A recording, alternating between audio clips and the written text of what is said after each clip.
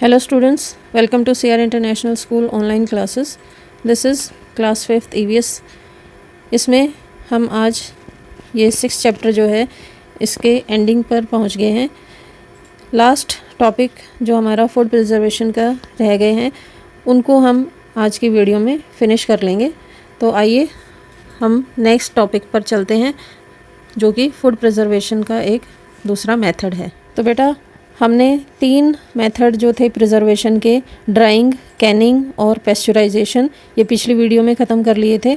आज हम आगे कंटिन्यू करते हुए 4th पॉइंट पर पहुँचे हैं. जो हम डिस्कस करेंगे वो है रेफ्रिजरेशन एंड फ्रीजिंग.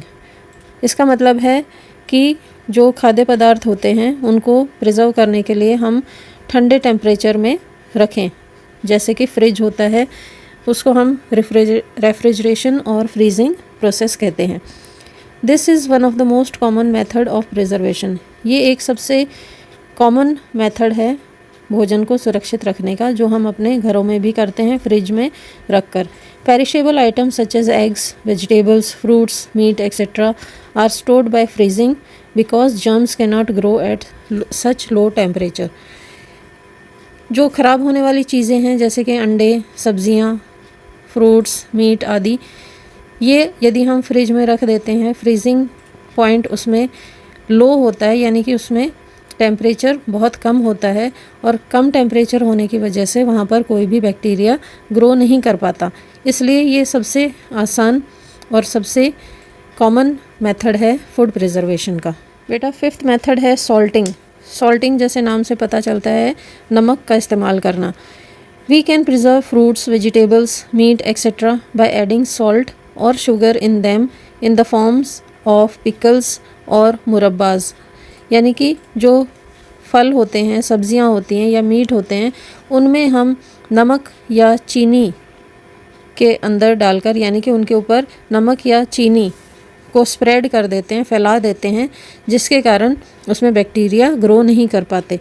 तो ऐसे चीज़ों को हम, जैसे कि अचार हैं, मुरब्बे हैं, ये नमक और चीनी में सुरक्षित रखे जाते हैं. Sugar and salt remove water from the food.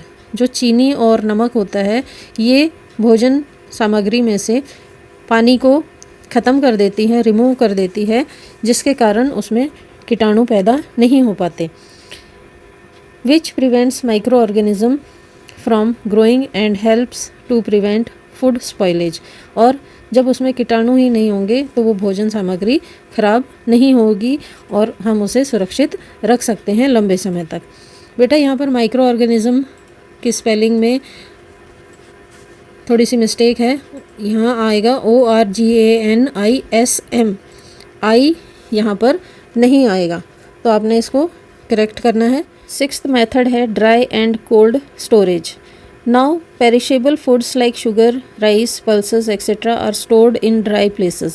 इसमें जो ख़राब होने वाली चीज़ें हैं, भोजन सामग्री है, जैसे चीनी है, चावल, दालें, इनको ऐसी सूखी जगह पर हमें स्टोर करना चाहिए जहाँ पर नमी ना हो. इस मेथड को हम ड्राई स्टोरेज कहते हैं. Cold storage include storage of perishable foods like fruits, vegetables etcetera at a very low temperature. ये हमने पहले पढ़ा था कि कुछ खाद्य सामग्री ऐसी होती है जिसको हम कोल्ड टेम्परेचर में प्रिजर्व कर सकते हैं, यानी फ्रिज में रखकर सेफ रख सकते हैं, जैसे फ्रूट्स हैं, वेजिटेबल्स हैं, क्योंकि इनमें लो टेम्परेचर में माइक्रो ऑर्गेनिजम्स पैदा नहीं होते. 7th मेथड है पिकलिंग. पिकलिंग यानी अचार डालना. बहुत से जो अचार हम बनाते हैं आपने देखा होगा घरों में मम्मियों को बनाते हुए. इस मेथड में, in this method oil, salt and vinegar are added to raw और cooked fruits and vegetables to slow down the growth of micro organisms.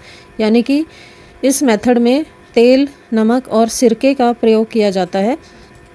जो कच्चे फल या सब्जियां जिनको हम काटते हैं उनमें ये तीनों चीज़ें डालकर रख देते हैं, जिसके कारण उनमें माइक्रो ऑर्गेनिजम्स ग्रो नहीं करते और वो लंबे समय तक चलते हैं. 8th है adding preservatives. Sometimes chemicals called preservatives are added to food items. They help in preventing the food from getting spoiled.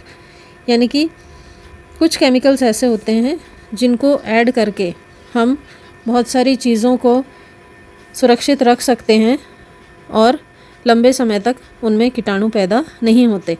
जैसे कि जैम्स हैं, सॉस वगैरह है, जेलीज़ है, ठीक है, इन चीज़ों को हम सुरक्षित रखने के लिए केमिकल्स का इस्तेमाल करते हैं।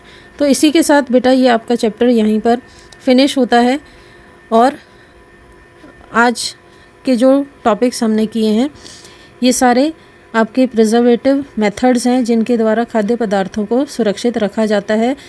जैसे कि आप जो भी नमकीन चीज़ें ख़रीदते हैं दुकानों से पैकेट्स में, उनमें सब में प्रिजर्वेटिव्स यूज़ किए जाते हैं ताकि वो लंबे समय तक पैकेट में ख़राब ना हो और आपको सही समय तक खाने को मिल सके और बिना नुकसान पहुंचाए आपको प्राप्त हो सके। तो इन चीज़ों का इस्तेमाल हम अपने डेली लाइफ में करते हैं as a food preservative methods. ठीक है बेटा ये चैप्टर के लास्ट में जो क्वेश्चंस यहाँ पर दिए हैं एज ओरल टास्क, इनको हम देखते हैं। Answer the following questions. When did the Bengal famine occur, यानी कि बंगाल का जो अकाल हुआ था वो किस साल में हुआ था, कब हुआ था। तो यहाँ पर आपने लिखना है कि it occur in the year 1943। ठीक है। सेकंड है what is food preservation. Food preservation क्या होता है ये हमने अभी पढ़ा कि भोजन सामग्री को सुरक्षित रखने के लिए जिन मेथड का इस्तेमाल किया जाता है उनको हम फूड प्रिजर्वेशन मेथड्स कहते हैं। थर्ड है हु डिस्कवर्ड पेस्चराइजेशन।